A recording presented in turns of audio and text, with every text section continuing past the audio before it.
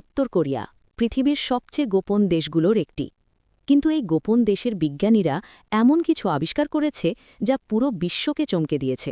প্রথমেই আসি তাদের ক্ষেপণাস্ত্র প্রযুক্তিতে।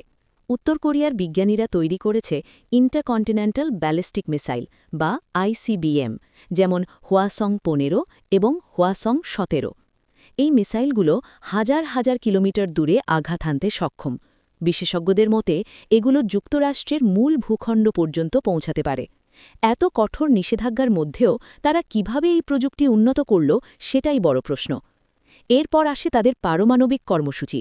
২০০৬ সালে প্রথম পারমাণবিক পরীক্ষা চালায় উত্তর কোরিয়া। পরবর্তী বছরগুলোতে তারা আরও শক্তিশালী বিস্ফোরণ ঘটায়। আন্তর্জাতিকভাবে ব্যাপক সমালোচনা ও নিষেধাজ্ঞা থাকা সত্ত্বেও তারা নিজেদের নিউক্লিয়ার সক্ষমতা বাড়িয়ে চলেছে। কিন্তু শুধু অস্ত্র নয়, তারা মহাকাশ প্রযুক্তিতেও কাজ করছে। ২০২৩ সালে উত্তর কোরিয়া সফলভাবে একটি মারণিক গুপ্তচর স্যাটেলাইট উৎক্ষেপণের দাবি করে। এই স্যাটেলাইটের নাম মাল্লিগিয়ং। তাদের উদ্দেশ্য আকাশ থেকে প্রতিপক্ষ দেশের সামরিক ঘাঁটি পর্যবেক্ষণ করা। সাইবার জগতেও তারা পিছিয়ে নেই। উত্তর কোরিয়ার হ্যাকার গ্রুপ ল্যাজারাস গ্রুপকে বিশ্বের অন্যতম দক্ষ ও বিপজ্জনক সাইবার টিম বলা হয়। ব্যাংক হ্যাকিং থেকে শুরু করে ক্রিপ্টো চুরি, তাদের বিরুদ্ধে বহু আন্তর্জাতিক অভিযোগ রয়েছে। প্রযুক্তিগত দিক থেকে এটি একটি বড় সক্ষমতা। এবার আসি আরেকটি অদ্ভুত দাবিতে।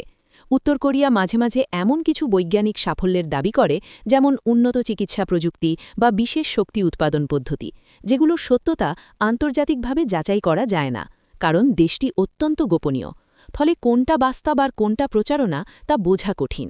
সবচেয়ে অবাক করার বিষয় হল কঠোর অর্থনৈতিক নিষেধাজ্ঞা, সীমিত সম্পদ এবং আন্তর্জাতিক বিচ্ছিন্নতার মাঝেও তারা সামরিক ও প্রযুক্তিগত ক্ষেত্রে নিজেদের সক্ষমতা ধরে রেখেছে। এটা কি শুধুই সামরিক অগ্রাধিকার, নাকি এর পেছনে রয়েছে অত্যন্ত কেন্দ্রীভূত গবেষণা ও গোপন বিনিয়োগ? উত্তর কোরিয়ার বিজ্ঞানীদের আবিষ্কার শুধু প্রযুক্তি নয়, এটা এক ধরনের বার্তা। তারা বিশ্বকে জানাতে চায় যে আমরা আছি এবং আমরা সক্ষম। আপনি কি মনে করেন, এই আবিষ্কারগুলো সত্যিই বৈজ্ঞানিক অগ্রগতি নাকি কৌশলগত শক্তির প্রদর্শন?